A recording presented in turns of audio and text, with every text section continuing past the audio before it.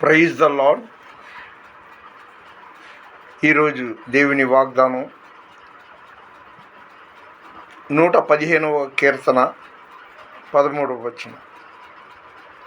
యెహోవా పిన్నలనేమి పెద్దలనేమి తన యందు భయభక్తులు గల వారిని ఆయన ఆశీర్వదిస్తాడు. ఆమేన్.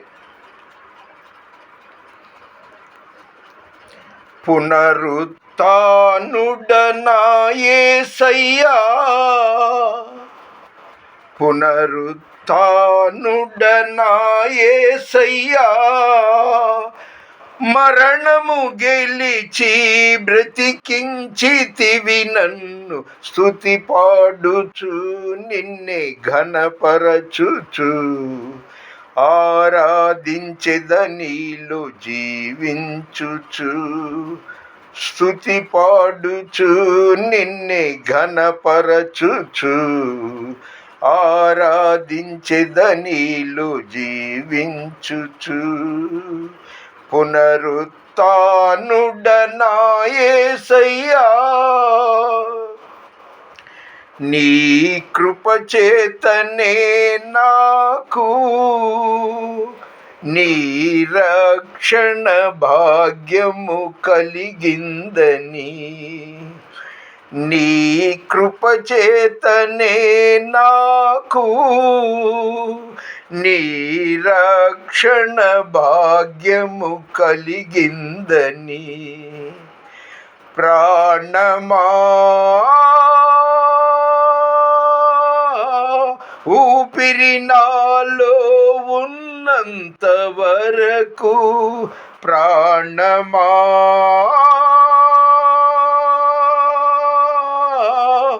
ఊపిరి నాలో ఉన్నంత వరకు, నా విమోచకుడవు నీవేనని, రక్షణానందం నీ ద్వారా కలిగిందని, నా విమోచకుడవు నీవేనని, రక్షణానందం నీ ద్వారా కలిగిందని, స్తుతి పాడుచు నిన్నే ఘనపరచుచు, ఆరాధించెద నీలో జీవించుచు. పునరుత్థానుడనా యేసయ్యా, మరణము గెలిచి బ్రతికించితివి నన్ను, స్తుతి పాడుచు నిన్నే ఘనపరచుచు, ఆరాధించెద నీలో జీవించుచు. నే ముందెన్నడు వెళ్ళని తెలియని మార్గము నాకు ఎదురాయనే, నే ముందెన్నడు వెళ్ళని తెలియని మార్గము నాకు ఎదురాయనే, సాగిపో నా సన్నిధి తోడుగా వచ్చునని, నా సాగిపో నా సన్నిధి తోడుగా వచ్చునని, నా నీ వాగ్దానమే నన్ను బలపరచెనే, పరిశుద్ధాత్ముని ద్వారా నడిపించెనే, నీ వాగ్దానమే నన్ను నడిపించెనే, పరిశుద్ధాత్ముని ద్వారా నడిపించెనే, స్తుతి పాడుచు నిన్నే ఘనపరచుచు, ఆరాధించెద నీలో జీవించుచు. పునరుత్థానుడనా యేసయ్యా, మరణము గెలిచి బ్రతికించితివి నన్ను, స్తుతి పాడుచు నిన్నే ఘనపరచుచు, ఆరాధించెద నీలో జీవించుచు. నేను చనిపోయే వరకు కూడా నా దేవుడిని స్తుతిస్తూ స్తోత్రిస్తూ ప్రార్థిస్తూ కృతజ్ఞతలు చెల్లిస్తూ చావాలనేది నా కోరిక.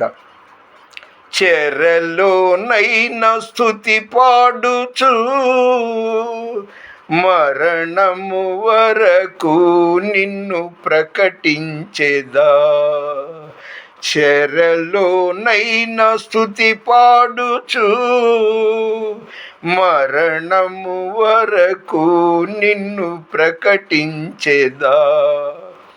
ప్రాణమా కృంగిపోకే ఇంకొంతకాలం, ప్రాణమా కృంగిపోకే ఇంకొంతకాలం. యేసు మేఘాలపై త్వరగా రానుండగా నిరీక్షణ కోల్పోకు నా ప్రాణమా. యేసు మేఘాలపై త్వరగా రానుండగా నిరీక్షణ కోల్పోకు నా ప్రాణమా. స్తుతి పాడుచు నిన్నే ఘనపరచుచు ఆరాధించెదనీలో జీవించుచు. పునరుత్థానుడనా యేసయ్యా మరణము గెలిచి బ్రతికించితివి నన్ను. స్తుతి పాడుచు నిన్నే ఘనపరచుచు ఆరాధించెదనీలో జీవించుచు.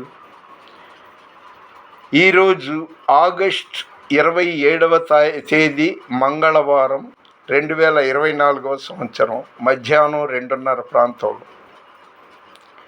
దేవునికి ప్రియమైన వారలారా, దేవుడు ఉన్నాడు. ఆయన ఆత్మ గనుక ఆత్మతో సత్యంతో ఆరాధించాలి అని పరిశుద్ధ గ్రంథంలో వివరించబడింది. ఇప్పటికైనా నువ్వు చెట్టుని, పుట్టని, పాముని, పందిని మొక్కడం మీలో ఎవరైనా ఉంటే మానుకోండి. ఎవరికైనా మీరు డబ్బులు ఇవ్వాల్సి ఉంటే ఈరోజు మంగళవారం లేదా శుక్రవారం రేపు రండి, ఎల్లుండి రండి అని తిప్పమాకండి. ప్రతి వారం తప్పనిసరిగా బాధ్యతగా చర్చికి వెళ్ళండి. అది దేవుని సన్నిధి.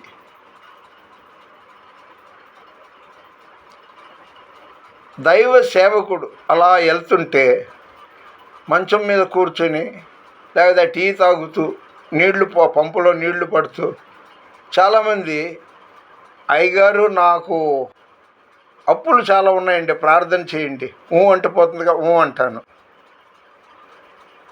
ఇలాగా పలానామికి ఒంట్లో బాగలేదు, ఇలా ఏవేవో ఆ దారి పొడుగున ఏరియా చెప్పను కానీ అలాంటి వాళ్ళు ఉన్నారు. వాళ్ళు క్రైస్తవుల, హిందువుల, బీదోళ్ళ, గొప్పోళ్ళ, ఆడోళ్ళ, మగోళ్ళ నాకు అనవసరం, కానీ అంటాను. అలాంటి వాళ్ళకి నేను చెప్పే హెచ్చరిక ఏంటంటే, ప్రభువు అయిన యేసుక్రీస్తునందు నీవు విశ్వాసం ఉంచు. ఆయన సన్నిధిలో నీవు మోకరించి 10 నిమిషాలు ప్రార్థించి నీ కోరిక ఏదైనా నెరవేరుతుంది. ఆయన నైవేద్యాలు అడగడు కదా, రూపాయి ఖర్చు అక్కర్లా, అగరవత్తులు, కొవ్వొత్తులు అక్కర్లా. నీ మనసు ఆయనకి నైవేద్యంగా పెట్టి ప్రార్థించి ఖచ్చితంగా నెరవేరుద్ది. అంతేగాని ఈయన వెళ్తున్నాడు, ఈయన దేవుని సేవకుడు, మా కోసం ప్రార్థన చేయను, కానీ ఆయన ప్రార్థన చేయగానే మన కోరికలన్నీ క్షణంలో ఇన్స్టెంట్ అనమాట. ఇలాంటి వాళ్ళనే కానీ నేను అంటాను, ఫ్రీగా వస్తే ఫినాయిల్ కూడా తాగేస్తారు. వీళ్ళు కొద్దిగా కష్టపడొచ్చుగా. ఏం కష్టం అండి, ఓ పావు గంట దేవుని సన్నిధిలో ప్రార్థన చేసుకోవచ్చుగా. టీవీ చూడటానికి తీరిక ఉంటుంది, తినటానికి ఓపిక ఉంటుంది, సొల్లు మాటలు, తర్వాత ముసలమ్మ ముచ్చట్లు ఇవి చెప్పుకోవటానికి తీరిక ఉంటుంది. కానీ ప్రార్థన అనగానే ఒక సేవకుడు, దైవ సేవకుడు, మ్యాన్ ఆఫ్ గాడ్ అలా వెళుతుంటే అతన్ని పలకరించి, నా మట్టుకు నేను చెప్తున్నా, ఏమంటే మీరు ఒంటరిగా ఉంటున్నారు, మీకు ఎలా జరుగుబాటు అవుతుందండి? ఏదైనా వ్యాపారం చేస్తున్నారా, లేదా ఎక్కడైనా ఉద్యోగం చేస్తున్నారా, జీతం ఉన్నారా రావటానికి? ఏమి కాదు, వాళ్ళ గురించే చెప్తుంటారు. అయితే చెప్పిన వాళ్ళందరి గురించి ప్రార్థన చేస్తున్నాను అనుకోండి, అది నా బాధ్యత, దేవుని సేవకుడిని కాబట్టి. ఎవరికి వాళ్ళు వ్యక్తిగతంగా ఒక నలుగురు కూర్చున్నాం, ఆ నలుగురిలో 2 కంచాల్లో అన్నం పెట్టి 2 ఖాళీ కంచాలు ఉంటే వాళ్ళకి కడుపు నిండదు కదా.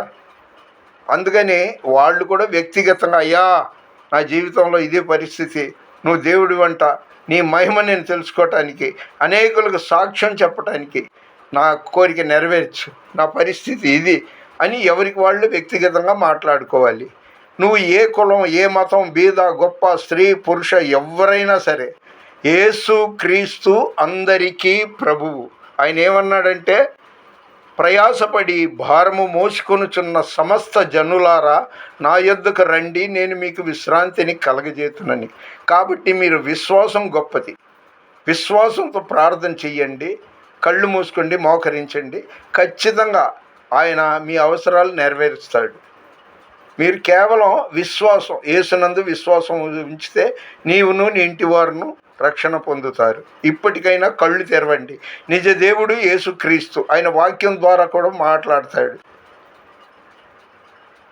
చెప్పాను కదా, ఈరోజు ఆగస్టు 27వ తారీఖు 2024 సంవత్సరం మంగళవారం మధ్యాహ్నం మన వినికిడిలో దేవుడు ఈ కొన్ని మాటలు దీవించునుగాక.